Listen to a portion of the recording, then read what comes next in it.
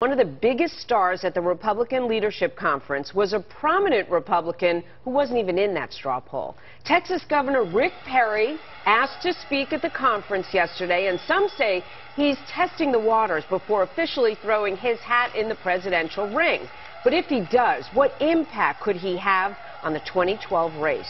Joining me now, David Drucker, staff writer for Roll Call. David, good morning. Good morning, Jamie. Let's face it, yesterday all the buzz was about the Rick Perry button. Of all the things they were selling at this conference, the Rick Perry button, and he's not even declared, was the hottest item. Does it mean anything? Well, it could. We know that Rick Perry is considering jumping into the race. We know that there's a hunger among a lot of Republicans for a fresh face, so to speak, somebody who's not in the current field. And he does bring to the table a lot of those qualities that Republicans look for in a presidential nominee. He's attractive, he has charisma. He's run the best state economy in America at a time of recession, if you look at the job creation numbers.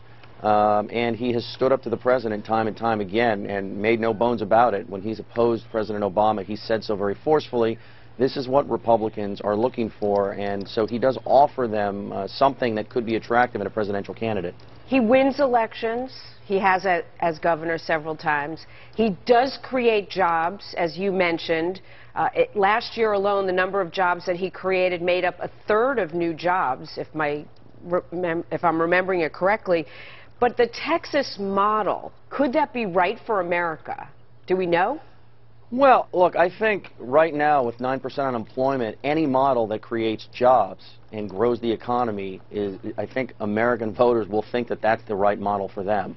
I think if you want to look at Rick Perry as a candidate and look at his positives and negatives, you have to do both. And so I think it's not so much whether the Texas model is right for America, it's whether Rick Perry is electable in a general election. And while he has a lot of great qualities, he also has a few negatives. He's been governor for a long time, which shows leadership, but it also means there's a lot that the opposition researchers can dig into and find and twist, and that could be a problem. He's also made remarks about whether Texas should secede from the Union, and I don't think he made them seriously, but those things will be turned into a nice 30-second ad, and it could pose a question of electability, which Republican primary voters and all primary voters always think about in a presidential election. Can this man or woman beat the sitting president? Right. And it's important to note that until the last few years, Texans really weren't all that crazy about Rick Perry. He kept winning, but you know they kind of thought that he was a politician first and a governor second. They weren't very inspired by him, and it was only in the past couple of years as he started reacting to the White House, this White House, the way he did, and reacted as well to Hurricane Ike, which blew through Houston, and his leadership was commended there, that they started to have a different opinion of him. So there's a lot there on each side to dig into, and we'll have to see how it falls.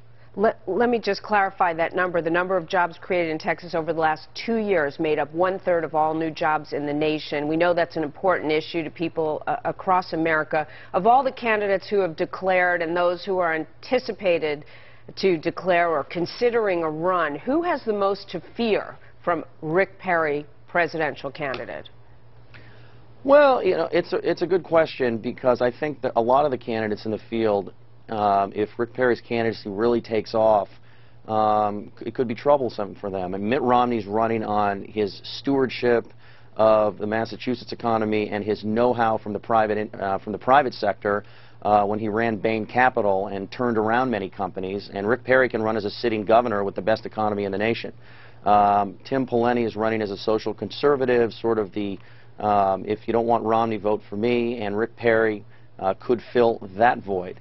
Michelle Bachmann's running as a social conservative, somebody who speaks out forcefully against the administration, takes no prisoners type of candidate, and Rick Perry could fill that void. And John Huntsman, who's sort of my dark horse in the race right now, I'm not sure how he's going to fare with primary voters, but he's got a shot and he's interesting, is in a sense the only real fresh face in the crowd.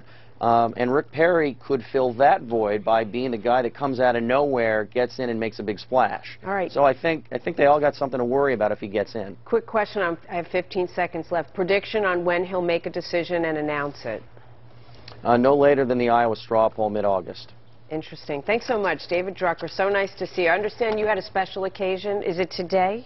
Your birthday? It was yesterday. Thanks, Jamie. Okay, well, happy birthday to you, and we'll be wishing the dads a very happy Father's Day today, too. Thank you. Good to see you. Thank you so much. Okay. Same here.